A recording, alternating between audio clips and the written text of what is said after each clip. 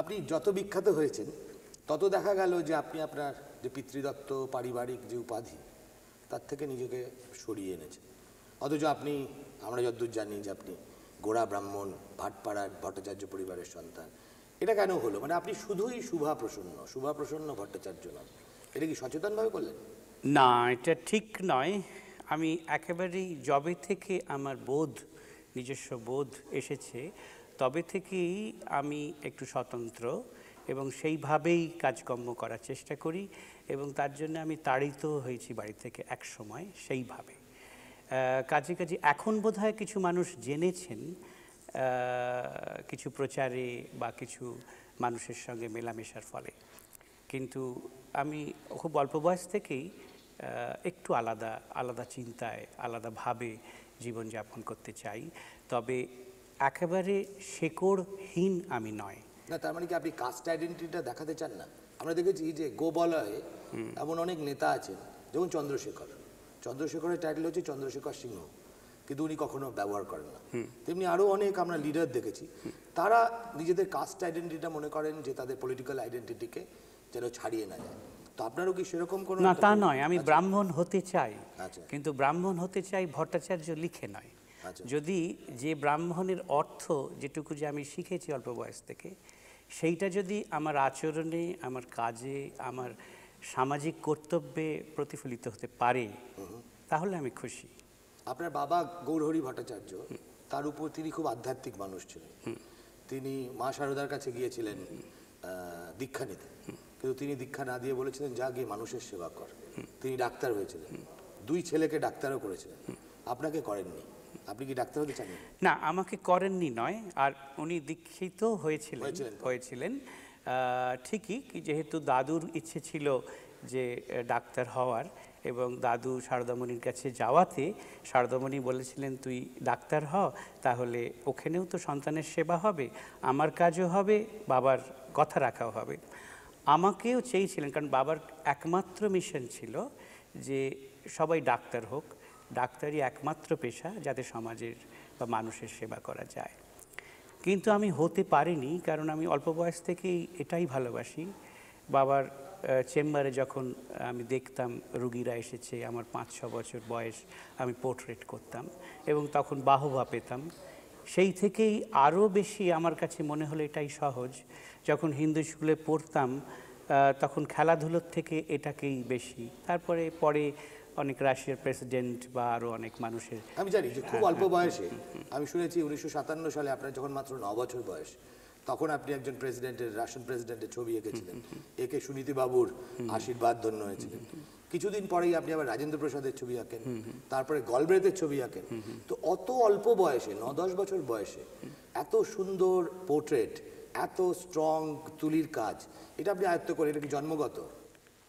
হয়তো তাই, কারণ কেউ খেলাধুলো ভালোবাসে, কেউ গান ভালোবাসে, আমার কাছে ওটাই একমাত্র ছিল। এবং তখন উৎসাহ বলতে গেলে, যেহেতু অল্প বয়স সবাই বাহবা দিত, আর আমার একটা এগিয়ে যাবার প্রবণতা অল্প বয়স থেকেই ছিল, যার ফলে আমি একাই নানা রকম খোঁজাখুঁজি করে এদের কাছে পৌঁছে যেতাম। এর জন্য কোনো ইনস্টিটিউশন আমাকে আলাদা করে হেল্প করেনি। এমনকি মনে আছে যে আমি এইরকম কাগজে যখন বেরোলো, একদল সমাজসেবী সংস্থা আমায় বিডন স্ট্রিটে চিনতে পেরে আমাকে তারা উপহার দিয়েছিল একদিন সভা করে, এবং তারা বলেছিল তুমি কি আমাদের কাছ থেকে নেবে। আমি পাশের গলিতে একটা ছাগলের বাচ্চা দেখেছিলাম, সেটা নিয়েছিলেন। হঠাৎ ছাগলের প্রতি আপনার এত ইয়ে হলো কেন? না, আমার বরাবরই পাখি, পশু এইসব পোষার একটা প্রবণতা বা ইচ্ছে ছিল। আমি খুব পুষতাম। আচ্ছা, তাই সেই জন্য একটা ছাগলকে দেখে এরকম মনে হয়েছিল যদি আমি পাই, একটা কচি ছাগল যদি পাই, বাড়িতে রেখেছিলাম। খাওয়ার জন্য? না, পোষার জন্য বাড়িতে রেখেছিলাম আমাদের গ্যারেজে একটা জায়গায়। তারপরে স্কুল থেকে একদিন ফিরে দেখি বাবা কাকে দিয়ে দিয়েছেন, তখন ভ্যাঁ করে কেঁদে ফেলেছিল। কি আর করবে। আচ্ছা, আপনি বললেন যে আপনি ছোটবেলা থেকেই স্বাতন্ত্র্যের সন্ধানে আছেন। দুটো অন্তত আমরা শারীরিকভাবে দেখতে পাই। একটা হচ্ছে আপনি সবসময় গেরুয়া পরেন, আজকের সাক্ষাৎকারেও আপনি গেরুয়া পরে আছেন। তো এটা কি একটা আধ্যাত্মিকতার প্রভাব, না গেরুয়ার প্রতি আপনার এই আকর্ষণ কেন? না, একেবারেই নয়। একেবারে আমাদের দেশের সঙ্গে, আমাদের মাটির সঙ্গে, আমাদের যা কিছু ধ্যান ধারণার সঙ্গে যেন এই রংটার একটা খুব মিল আছে। আরেকটা কথা, যেটা দাড়ির কথা, হয়তো হ্যাঁ। দাড়ি কাটতে হয় না। দাড়ি একটা ভার্জিন ব্যাপার আপনার হ্যাঁ, এটা আমার কুমারী দাড়ি, কোনোদিন আর আপনি আমি কাটেননি কাটিনি। কেন? আমার মনে হয়েছে যে আমার পৌরুষের তো আর কোনো চিহ্ন হয়তো অন্যের কাছে দেখাতে পাচ্ছি না, দাড়ি একমাত্র। তাই নাকি? নাকি আপনি থাকেন সল্ট লেকে, কিন্তু আপনার স্টুডিওটা আপনি ওই কলেজ রোতেই রেখে দিয়েছেন। এটাকে আমরা যেমন জানি, ধরুন বিকাশ ভট্টাচার্যকে, তিনি অনেকবার বলেছেন, তার ছবিতেও দেখেছি যে উত্তর কলকাতা দারুণভাবে তাকে প্রভাবিত করেছে। এবং বিকাশ ভট্টাচার্য, আপনি বোধহয় ওই রবীন্দ্রভারতী থেকে চলে যাওয়ার পরে সেখানে শিক্ষকতা করেন। বিকাশ ভট্টাচার্য কি আপনার রোল মডেল? এটা অন্যায় বলা যাবে না, কারণ আমি যখন কলেজ শেষ করেছি আমার সামনাসামনি কাউকে খুব পজিটিভ মানুষ দেখতাম না। বিকাশ দা অনেক দারিদ্র্যের মধ্যেও কখনো তার পোশাকে পরিচ্ছদে ব্যবহারে দারিদ্র্য ছিল না। তার পায়ের জুতো থেকে শুরু করে জামা পর্যন্ত, আর তিনি রাত্রে নিজে ইস্ত্রি করে পালিশ করে নিজেকে খুব ঝকঝকে রাখতেন। এই যে একটা পজিটিভ দিক শত দারিদ্র্য থাকা সত্ত্বেও ওভারকাম করে, এটা আমার কাছে খুব অনুকরণীয় মনে হয়েছে। যদিও আমি সবসময় নিজের জুতো যে সবসময় চকচকে রাখতাম তা নয়। এই কারণেই ওর প্রতি একটা ভালোবাসা, শ্রদ্ধা, আর ওই আমাদের কাঁচা সময়ে একটা পজিটিভ। উত্তর কলকাতার প্রতি মমত্ব না, আমার কাছে কলকাতা বড়। আমার কাছে উত্তর কি দক্ষিণ বলে কিছু না। হ্যাঁ, সেটা তো আছেই, কারণ একটা গন্ধ আছে, একটা জীবনের, প্রাণের, মানুষের, সেটা কখনো তৈরি করা যায় না। আজকে সল্ট লেক আমরা 10টা তৈরি করতে পারি, কিন্তু আজকে আমরা উত্তর কলকাতা বা কলকাতার যে একটা রং, কলকাতার যে একটা মজা, কলকাতার যে একটা মমতা বা ঝংকার, সেটা আমরা করতে পারবো না। আচ্ছা, আপনি তো বললেন যে আপনি ছোটবেলা থেকেই সংগঠন করতে ভালোবাসেন। অনেকগুলো সংগঠন আপনি করেছেন। 1969 সালে আপনি বোধহয় প্রথম সংগঠন করলেন আর্টস অ্যান্ড আর্টিস্ট নামে, এবং গৌরীবাড়ি লেনে আপনারা 7 জন শিল্পী ছিলেন, তার মধ্যে কয়েকজন মহিলাও ছিলেন। তারা কারা? না, আমরা কলেজ থেকে বেরিয়ে তখন তো এককভাবে নিজেকে প্রতিষ্ঠা করা খুব কঠিন ছিল, তাই আমরা কয়েকজন বন্ধুরা মিলে একটা সংগঠন করে চেষ্টা করেছিলাম যে এক্সিবিশন করে যাব বা কিছু করব। কিন্তু শেষ পর্যন্ত দেখা গেল সকলের সেই পরিমাণ ইচ্ছা, সাহস, ডেডিকেশন নেই। তারা খুব তাড়াতাড়ি হয়তো অর্থ রোজগারের চেষ্টা করছে বা কিছু করছে। ওই রকম একটা প্রদর্শনী হবার পরই যখন বন্ধুরা যে যার অন্য জায়গায় চলে যাবার মত প্রকাশ করলো বা চেষ্টা করলো, তখন না, তারপরেই আমি ক্যালকাটা পেন্টার্সে, প্রকাশ কর্মকার আমাকে বললেন, শুভা চলে এসো, ক্যালকাটা পেন্টার্সে যোগ দিই। এবং মানে বিজন চৌধুরী ছিলেন, অনিল বনশা ছিলেন। না, অনিল বনশা অন্য জায়গায় ছিলেন, ওদেরও তো একটা সোসাইটি ফর কন্টেম্পোরারি, ওটা আরো আগে। একটা জিনিস বলুন, যে দেখেছি শিল্পীদের এরকম সংগঠন হয়, আবার তাসের ঘরের মতো ভেঙে পড়ে, মানে এটা কেন হয়? শিল্পীদের খুব ইনফ্লেটেড ইগো আছে বলে? না, তা নয়। আমরা যখনই গরিব থাকবো অর্থে, তখন সবাই এক হয়ে যায়। আর যখনই আমরা কোনো চাকচিক্য, পয়সার মুখ দেখব, আমাদের কোনো একটা লোভ, প্রলোভন এবং আলাদা করে যখনই দেখা যাবে, তখন আমরা আলাদা হয়ে যাব। এবং সমস্ত পেশাতেই যেমন একটা ঈর্ষা থাকে, আমাদেরও ঈর্ষা আছে, কিন্তু সামনাসামনি হলে আমরা সবাই খুব এক হয়ে যাই। এবং এটা মানুষের, এটা খুব স্বাভাবিক। কখনো কখনো এটা খুব মাথা চাড়া দেয়, খুব একটা খারাপ কিছু করে, কিন্তু এটাই স্বাভাবিক। আপনি একটা কলেজ অফ ভিজুয়াল আর্টসও তৈরি করেছেন। তার লাস্ট এক্সিবিশন হয়েছিল 1990-তে, if I am not wrong. তারপরে 10 বছর কেটে গেছে, একটাও কোনো প্রদর্শনী হয়নি। না, তা নয়। কলেজ অফ ভিজুয়াল আর্ট যেটা করার আমার ইচ্ছে ছিল, আমি যখন নিজে কলেজে পড়তাম তখন একটা ফাঁক অনুভব করতাম। একটা ক্রিয়েটিভ এডুকেশন, ক্রিয়েটিভ কাজের যে পরিবেশ, সেটা বেশিরভাগই আর্ট কলেজগুলোতে ছিল না, এটা আমার মনে হয়। তারপর যখন প্রথম আমি 74 সালে বিদেশে যাই এবং প্যারিসে আর্ট কলেজ দেখি, আমার তখন মনে হয়েছিল যদি একজনের অধীনে আমরা এরকম ওয়ার্কশপের মতন একটা জায়গা করি, যেখানে আমি শেখাবো এবং তাদের মধ্যে আলোচনা হবে, নানান রকম বিষয়ে ভাবনা চিন্তা হবে, একটা আদান প্রদানের মাধ্যমে, চর্চার মাধ্যমে একটা সেই রকম ভাবনা থেকেই আমি কলেজ অফ ভিজুয়াল আর্ট তৈরি করি। সেটা বোধহয় 75-এর শেষে, এবং আমি খুব ভালো সাড়া পেয়েছিলাম প্রায় আমার সবশুদ্ধ প্রায় 100 মতন ছাত্র এখনও কলকাতায় যারা তরুণ কাজ করছেন আমার ওখান থেকেই পাশ করেছেন, এবং তারা আমার যে ইচ্ছা ছিল সেটা তারা রাখতে পেরেছে। এবার আপনি জার্মানির কথা বললেন, ডার্টমুন্ড শহর থেকে আপনার অভিজ্ঞতা। আমি যতদূর জানি যে জার্মান পেইন্টার 150 বছর পুরনো কলভিটস, তার প্রদর্শনী দেখে আপনি খুব দারুণভাবে প্রভাবিত হয়েছেন, এবং কোথাও একটা ইউরোপের কোনো একটা শহরে গিয়ে আপনি হঠাৎ একটা স্ট্যাম্প কুড়িয়ে পান কমেমোরেটিভ, সেটাও কলভিটস। কলভিটসের তো এক সন্তান প্রথম বিশ্বযুদ্ধে মারা যান, দ্বিতীয় সন্তান মারা যান দ্বিতীয় বিশ্বযুদ্ধে। তো আপনাকে কলভিটস কিভাবে, মানে আপনার ছবিতে কিভাবে তিনি প্রভাব? ছবি যেমন এক হচ্ছে ঘর সাজাবার জিনিস, ছবি অনেক সময় আমাদের নানা রকম বুদ্ধিকে বোধকে উস্কে দেয়, আবার ছবি আবার মানুষের মনকে আরও মরমী করে তোলে। কলভিটসের ছবি দেখে একজন মরমী মনের পরিচয় পাওয়া যায়, যেটা আমি মনে আছে ক্যালকাটা ইউনিভার্সিটি ইনস্টিটিউটে, আমি তখন স্কুলের ছাত্র, অরিজিনাল বোধহয় 60টার ওপর কাজ। এখন ভাবলে অবাক লাগে যে বিদেশ থেকে কোনো এক্সিবিশন এলে ওই রকম একটা বিরাট ইন্স্যুরেন্স ইত্যাদি ইত্যাদি, অথচ অরিজিনাল কাজ ক্যালকাটা ইউনিভার্সিটি ইনস্টিটিউটের মতন জায়গায় সাজানো রয়েছে, সেইটা দেখে আমি অবাক। ছবি এই, এবং সেই থেকেই উনি আমার মাথায় গেঁথেছিলেন, এবং পরবর্তীকালে অনেক অরিজিনাল দেখেছি, এবং এখনও ওকে আমার অসম্ভব শ্রদ্ধা করার ব্যাপার রয়েছে। আপনি যখন বড় হচ্ছেন তখন ধরুন পশ্চিমবঙ্গের এই সৃজনশীলতার ক্ষেত্রে প্রায় একটা বিস্ফোরণ। গণেশ পাইন, বিকাশ ভট্টাচার্য, কবিতা সাহিত্যে সুনীল গাঙ্গুলি এসছেন, শক্তি চট্টোপাধ্যায় তার দামাল নিয়ে ঘুরছেন, ফিল্মের ক্ষেত্রে সত্যজিৎ রায়, মৃণাল সেন। অথচ আপনি যখন ছবি করতে বসলেন সেই সিরিজের নাম হলো ল্যামেন্ট।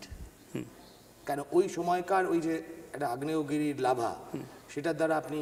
হ্যাঁ, ঠিকই তো তাই। তখন বিশেষ করে মনে হয় 70 দশক, তো চারিদিকে শুধু মৃত্যু, চারিদিকে শুধু একটা অসম্ভব অস্থিরতা, এবং সেইভাবেই আমার ক্যালকাটা 71 70 সালে ওই সব ছবিগুলো, যেটা মৃণালদাও ব্যবহার করেছিলেন তাঁর ছবিতে, তাতে অনেক ফিগার এসছে। তবে আমার যন্ত্রণা বোধটা সেটা রাজনৈতিক কোনো কারণ নয়, আমার স্বাভাবিক। এই যে পৃথিবীতে অবিরত মানুষের জন্ম হচ্ছে, যেখানে উপযুক্ত পরিবেশ নেই, যেখানে সেই রকম সবুজ নেই, মানুষ অপুষ্টিতে মরে যাচ্ছে। সব সময় যে রাজনীতির জন্যে হচ্ছে তা নয়, কিন্তু এই হয়ে যাওয়ার প্রবণতা আর মৃত্যু, এই যে ম্যান অ্যান্ড স্পেস, এবং এই যে নানান রকম যন্ত্রণা, গর্ভযন্ত্রণা, নানান রকম অভাব, এইসবের ওপর তখন অনেক ছবি করেছি। হ্যাঁ, মৃণালদা আমার মনে আছে সেই সময় বলেছিলেন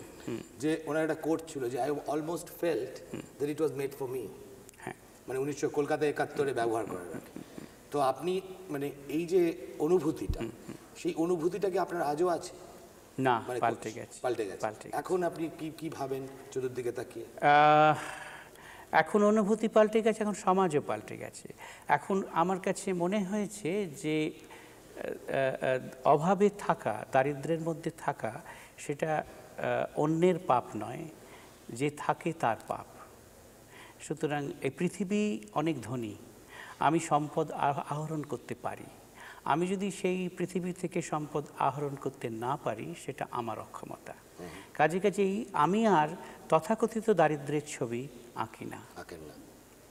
আচ্ছা, তখন অশোক মিত্র, চিত্র সমালোচক অশোক মিত্র, তিনি বলেছিলেন যে there is nothing pretty about them, ওই ছবিগুলো দেখে বলেছিলেন they are extremely grim and also given to a little overstatement.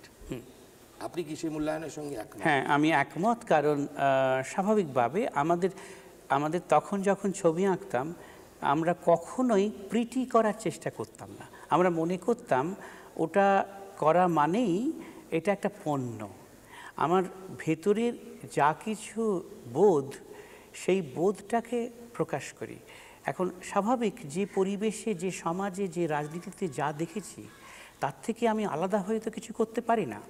এখন স্বাভাবিক, যখনই এরকম কিছু করা যায়, হয়তো তাতে একটু বেশি, যারা সেভাবে জীবনযাপন করেননি বা দেখেননি, তাদের কাছে বেশি মনে হয়। যেমন আজকে ব্রেখটকেও মনে হয় একটু বেশি। কেন মনে হয়? যেহেতু তিনি সেই সময়টাকে তুলে ধরেছিলেন, হয়তো তার থেকে যিনি দেখছেন তার বোধে সেটা ঠিক পৌঁছচ্ছে না। তারপরে আপনার কি মনে হয় একটু দূরত্ব বেশি জরুরি? মানে একটা জিনিস ঘটে গেলে সঙ্গে সঙ্গে না এঁকে কিছুদিন পরে ওয়েট করে আঁকলে better? না না না না, তা কিছু না, তা কিছু না। এই প্রক্রিয়াটা স্বাভাবিকভাবে ভেতরেই চলে। কেউ স্বাভাবিকভাবে সেই সমসাময়িকতার থেকে দূরে থেকে কাজ করতে পারেন, দূরে গিয়ে কাজ করতে পারেন, আবার ওই সমসাময়িকতাই চিরকালীন হয়ে যায়। এটা নির্ভর করে যে কতটা আমি সেই দিক থেকে সমৃদ্ধ। আচ্ছা, একটা কথা আপনার জানতে ইচ্ছে করে, আপনি বললেন আপনার অনেক স্বাদ অপূর্ণ আছে, আপনার কখনো রাজনীতি করতে ইচ্ছে করে না? মানে কোনো শাসন ক্ষমতায় বসে আপনি যা চান, কেন শেষ বিচারে তো রাজনীতিকরাই ঠিক করবেন যে কলকাতা শহরটা সুন্দর হবে কি হবে না। আমি দেখেছি একসঙ্গে 10 থেকে 15 জন মানুষকে প্রভাবিত করতে পারি। যেদিনকে আমি দেখব যে 15 লক্ষ মানুষকে প্রভাবিত করার মতন আমার হয়তো ক্ষমতা আছে, সেদিন এরম কথা ভাববো। আমি একেবারে ভাবি না। আচ্ছা, তাহলে এখন আপনি কি নিয়ে ভাবছেন? আমি শুধু ছবি আঁকবো এবং তার সঙ্গে সঙ্গে আমার যেটুকু বোধ আছে, সমাজের প্রতি দায়িত্ব আছে, সুন্দরের প্রতি, সেগুলো মানুষকে জানাবার চেষ্টা করব। আর একটু যদি কাউকে ভালোবাসতে পারি, আরও কিছু মানুষকে, আরও কিছু সাধারণ মানুষের কাছে যেতে পারি, এটা আমার একটা স্বপ্ন। আপনার কাছে শেষ প্রশ্ন, অনেকে বলেন, ঠিকই বলেন না হয়তো বেঠিকই বলেন, যে শুভা প্রসন্নর পিয়ার অসাধারণ। শুভা প্রসন্ন এমনিতেই অমায়িক মানুষ, তিনি বহু লোককে চেনেন, বহু লোক তাকে ভালোবাসেন। সম্পর্ক কি করে রক্ষা করতে হয় সেটা শুভা প্রসন্নর কাছে শিখতে হবে, এবং সেটাও নাকি আর্টিস্ট হিসেবে আপনার অস্তিত্বের লড়াইয়ে খুব হেল্প করেছে। Is it true? আমি জানি না, তবে আমি আমার বয়সের থেকেও দীর্ঘ সময় ধরে পথে হাঁটছি। আমি যেসব মানুষের সংস্পর্শে হেঁটে হেঁটে এককভাবে গিয়ে নিজের পরিচয়ে পরিচিত হয়েছি, এরকম আমার কাছাকাছি মানুষ খুব কম আছেন। হয়তো আমার মনে আছে যে আমি যখন খুবই ছোট স্কুলে পড়ি, আমি একাই প্রফুল্ল সেনের কাছে গিয়েছিলাম। কি না, আমি তখন এলিজাবেথ আসছেন, তাকে আমি ছবি উপহার দেবো, এবং প্রফুল্ল সেন সেই সুযোগ করে দিয়েছিলেন। এলিজাবেথ আমার সঙ্গে হাত মিলিয়েছিলেন, যদিও গ্লাভসে, এবং প্রফুল্ল সেন বলেছিলেন, তুমি এসবে এদের ছবি আঁকছো কেন? জানো আমরা জীবন দিয়ে এদের তাড়িয়ে দিয়েছি, তুমি আঁকো স্বামীজির ছবি। তখন আমি এত ছোট, এসব বুঝতাম না। সুতরাং এইভাবেই গলভ্রেথ, এইভাবেই ভরশিলভ, এইভাবেই আমার মনে আছে যখন আমি খুবই ছোট, হিন্দুস্তান স্ট্যান্ডার্ডের এডিটর ধীরেন দাশগুপ্ত, আমার টেবিল পৌঁছতো না, উনি পেন্সিল দিয়ে আমাকে বলেছিলেন, তুমি আমার ছবি এঁকে দাও, যদি দেখি তুমি ঠিক আঁকতে পেরেছো, তোমার এই ফটোগ্রাফটা দেবো। সুতরাং আমার এইভাবেই যাতায়াত, এইভাবেই পরিচয়, এইভাবেই আজকে গুন্টার গ্রাস থেকে শুরু করে যেটুকু যা বন্ধুত্ব বা যার কাছে যেটুকু যা ভালোবাসা, এইভাবেই। তারপরে গুণীজন প্রভাবশালী দু ধরনের লোকই আপনাকে আকৃষ্ট করে। তোর প্রফুল্ল সেনের কাছে আপনার যাওয়ার দরকারটা কি? তিনি তারা রাজনীতি না, আমার ইচ্ছে ছিল যে একটা সুন্দর দেখতে একজন রানী আসছেন, তার ছবি। তখন আমার মনে হলো যে এই লোকের কাছে যদি চলে যেতে পারি, হয়তো উনি একটা জায়গা করে দেবেন। আমার তো অন্য কোনো উৎসাহ দেবার কেউ নেই, কেউ তো আর আমাকে গলি। আজকে কি সেই ইচ্ছেটা হয় যে গিয়ে অটল বিহারী বাজপেয়ী ছবিটা একটু আঁকে? না, হয় না। না। বা জ্যোতি বসু? না না না। কার ছবি আঁকতে ইচ্ছে করে কাক বাদে? আমার এখন তো আইকনের ওপর ছবি আঁকছি, আর এখনো সেরকম ধরনের মনে হয় না কিছু যে কারো পোর্ট্রেট গিয়ে করি বা কিছু, সেটা একটা সময় মনে হতো। আচ্ছা, ছবি আঁকার বাইরে আর কি করতে ইচ্ছে করে? ছবি আঁকার বাইরে যেটা মনে হয়, লিখতে যদি পারি আরও বেশি কিছু, মাঝে মাঝে মনের মধ্যে অনেক কিছু আসে, ভাবনা চিন্তা, সেগুলোকে যদি, যেটা চট করে ছবিতে বোঝানো যাবে না, সেটা যদি আমি করতে পারি। খুব সংক্ষেপে যদি জিজ্ঞেস করি যে আগামী দিনে, আগামী মানে অদূর ভবিষ্যতে শুভা প্রসন্ন শিল্পীর কাছ থেকে আমরা কি আশা করব? একটা সুন্দর দেশ, যেখানে অনেক বন্ধু থাকবে, যারা আমাকে বিশ্বাস করবে, আমি যাদের বিশ্বাস করব, সেই রকম দেশ, সেই রকম জায়গা, সেই রকম বন্ধু, সেই রকম মানুষ প্রত্যাশা করি। অনেক ধন্যবাদ।